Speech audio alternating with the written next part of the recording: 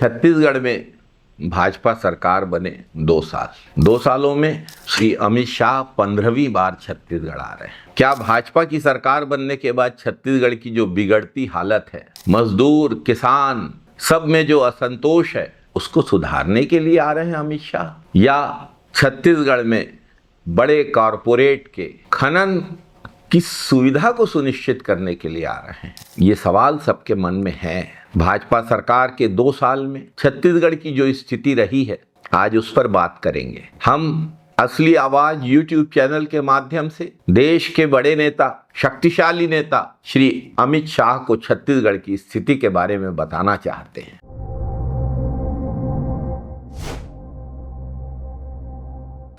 नमस्कार साथियों, जो छत्तीसगढ़ शांति का टापू रहा, आज भाजपा सरकार बनने के बाद अपराध और नफरत की आग में जल रहा है। स्कूल के बच्चे भी सुरक्षित नहीं हैं। अनेक स्कूलों में, प्रतिष्ठित स्वामी आत्मानंद स्कूलों में स्कूली बच्चों पर चाकू से हमले, गोली चलने की वारदात, शहर हो या गांव, हर जगह भय का माहौल। जमीनों की पूरे छत्तीसगढ़ में इन 2 सालों में खुलेआम लूट। गांव वाले विरोध करते हैं तो उन पर पुलिसिया दमन। किसान बदहाल, धान खरीदी फेल, किसानों का धान बिका नहीं, लाखों किसान धान बेचने से वंचित। एग्री स्टेक पोर्टल पंजीयन, टोकन और सत्यापन के नाम पर किसानों को बार बार अपमानित किया जा रहा है। छत्तीसगढ़ में सरकार चल ही नहीं रही है। रिमोट कंट्रोल हावी है। ऐसा लगता है जैसे सिर्फ आदेशों का पालन हो रहा है। मोदी जी चुनाव के पहले आए थे और मोदी जी ने कुछ गारंटियां दी थी छत्तीसगढ़ के लोगों को। हर छत्तीसगढ़ की जरूरत के जवाब में मोदी जी की गारंटी है। जो गारंटियां दी गई थी मोदी जी की, स्वाभाविक रूप से श्री अमित शाह जी से भी उसको लेकर सवाल होंगे। श्री अमित शाह जी मोदी जी के बड़े विश्वास पात्र हैं। मोदी जी ने गारंटी दी थी 57,000 शिक्षक भर्ती की। कहाँ है शिक्षक भर्ती? 57,000 शिक्षकों की भर्ती का वादा था और 2 साल में एक शिक्षक भर्ती नहीं हुई। युवा रोजगार के लिए आंदोलन कर रहे हैं। वित्त मंत्री से मिलने जाते हैं तो वित्त मंत्री कहते हैं पैसा ही नहीं। ये दिगर बात है कि मंत्रियों के 2-2 बंगले, 2-2 स्थापनाएं चल रही हैं, एक नया रायपुर में, एक रायपुर में। झूमर लग रहे हैं, लेकिन रोजगार के लिए पैसा नहीं है। शिक्षा मंत्री से मिलने जाते हैं नौजवान तो पुलिस पीछे लग जाती है, लाठियों से पीटा जाता है। इधर युवा शिक्षक भर्ती के लिए आंदोलन कर रहे हैं, उधर स्कूलों में शिक्षक नहीं है। जो थोड़े बहुत हैं उनसे कुत्ता गिनने जैसे काम कराए जा रहे हैं। शिक्षकों की मांग करने पर छात्रों को भाजपा के सत्ताधीश धमकाते हैं। छात्र सड़कों पर उतरकर आंदोलन कर रहे हैं शिक्षकों के लिए। मजबूरी है, स्कूलों को मेंटेनेंस का फंड भी नहीं मिल रहा है। किसानों से किए गए वादों का और बुरा हाल। एक एक दाना धान खरीदने का वादा करने के बाद राजस्व विभाग के चक्कर लगा रहे हैं किसान।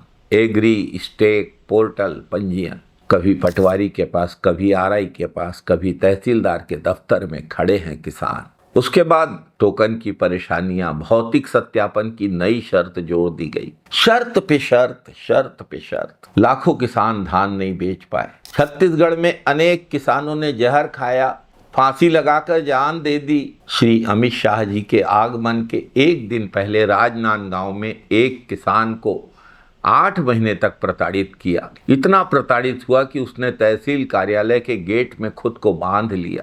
आपने धान खरीदी का वादा किया, बाद में शर्त पे शर्त, शर्त पे शर्त जोड़ते चले गए। एग्री स्टेक पोर्टल पंजीयन की बात तो नहीं हुई थी। डीएपी यूरिया की जो किल्लत हुई, यह भी आप लोगों ने नहीं बताया था। भौतिक सत्यापन की भी बात नहीं थी। ये शर्तें कहाँ से आ गई? महतारी वंदन योजना में शुरू में कहा कि जब कलेक्टर की पत्नी होगी उसको भी महतारी वंदन मिलेगा, गांव की गरीब को भी महतारी वंदन मिलेगा। कलेक्टर की पत्नी को जरूरत नहीं है, लेकिन आपने कहा था, गारंटी दी थी, उसमें भी शर्त पे शर्त, शर्त पे शर्त। अभी तक नाम हटाए जा रहे हैं। आप बस्तर जा रहे हैं, जहां सरकारी पैसों से बना 200 करोड़ का अस्पताल निजी हाथों में सौंप दिया गया। 900 रुपए ओपीडी के लग रहे हैं, 9,000 रुपए जांच के नाम पे वसूला जा रहा है। प्राइवेट अस्पताल से ज्यादा दरों में इलाज हो रहा है सरकारी अस्पताल में। आखिर गरीब, मजदूर, आदिवासी, बस्तर के लोग जाएं तो जाएं कहाँ? बिजली बिल हाफ योजना में आपने परिवर्तन करके इस योजना को खत्म कर दिया। पहले कितना भी बिजली का बिल आए, 400 यूनिट बिजली का बिल हाफ होता था। सबसे पहले तो इस योजना को आपने समाप्त किया, कहा कि 100 यूनिट के ऊपर इसका लाभ नहीं मिलेगा।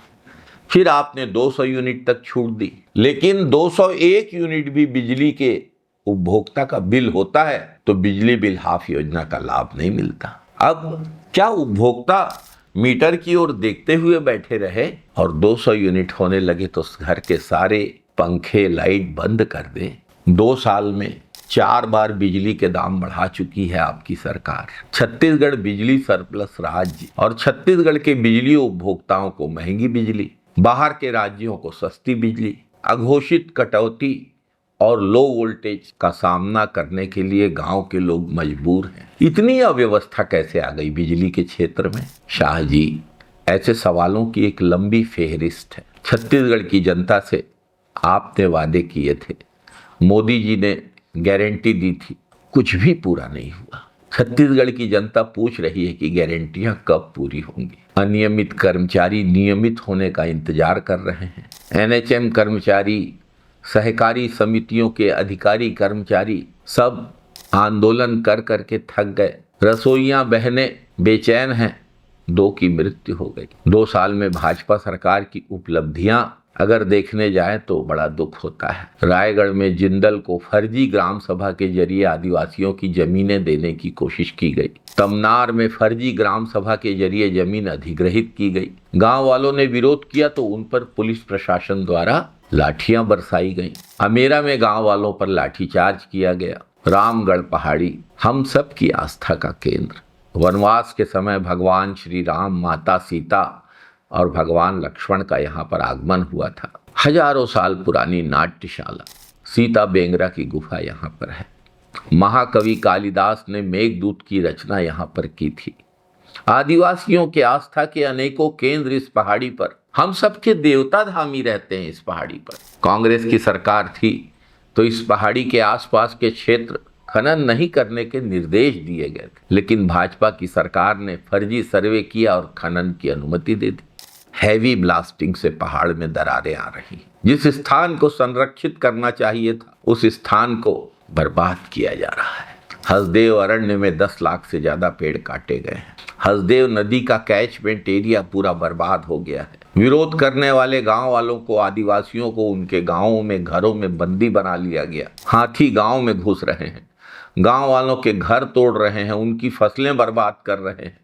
खैरागढ़ में बिना ग्रामीणों की सहमति के खनन गतिविधियों को मंजूरी दे दी गई। भाजपा गौ रक्षा की बात करती है, लेकिन गौ सेवा के लिए बने गौवंश के आशियाने, गोठान आपने बंद कर दिए। गायें सड़कों पर भटकने को मजबूर, सड़क दुर्घटनाओं में हादसों का शिकार, और हादसों से बच गई तो भूख प्यास से मर रही। ये आपकी गौ माता के प्रति आस्था है।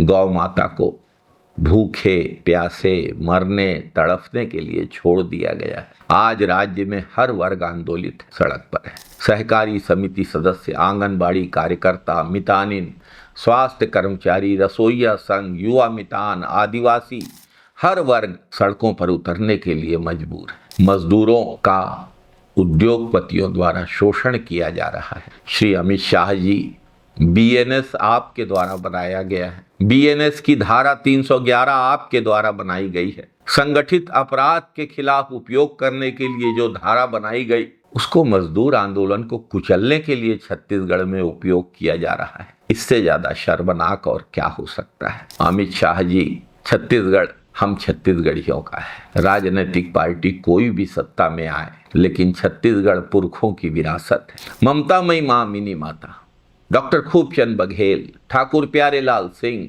बैरिस्टर छेदीलाल, पदुमलाल पुन्नालाल बख्शी, गजानन माधव मुक्तिबोध, चंदूलाल चंद्राकर, वासुदेव चंद्राकर, राजेंद्र प्रसाद शुक्ला, सुधीर मुखर्जी जैसों ने छत्तीसगढ़ का सपना देखा था।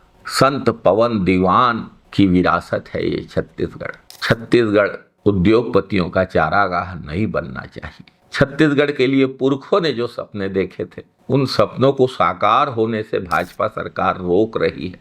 क्या सपने थे पुरखों के कि छत्तीसगढ़ के किसानों को उनकी फसल का सही दाम मिले, मजदूरों को सही रोजी मिले, छत्तीसगढ़ का आत्मसम्मान, छत्तीसगढ़ का स्वाभिमान, छत्तीसगढ़ की संस्कृति, छत्तीसगढ़ की बोली भाषा, तीज तिहार, छत्तीसगढ़ का खान पान सुरक्षित हो। छत्तीसगढ़ को उसका हक दीजिए, छत्तीसगढ़ के स्वाभिमान की रक्षा करिए, वरना पूरे छत्तीसगढ़ में पनप रहा असंतोष एक बड़े आंदोलन का रूप लेगा। सड़कों पर उमड़ती छत्तीसगढ़ के लोगों की भीड़ का जवाब भाजपा की सरकार नहीं दे पाएगी। छत्तीसगढ़ के लोग भोले भाले हैं, उनके साथ खिलवाड़ बंद होना चाहिए। जय छत्तीसगढ़, जय जय छत्तीसगढ़, जय हिंद साथियों, वंदे मातरम साथियों।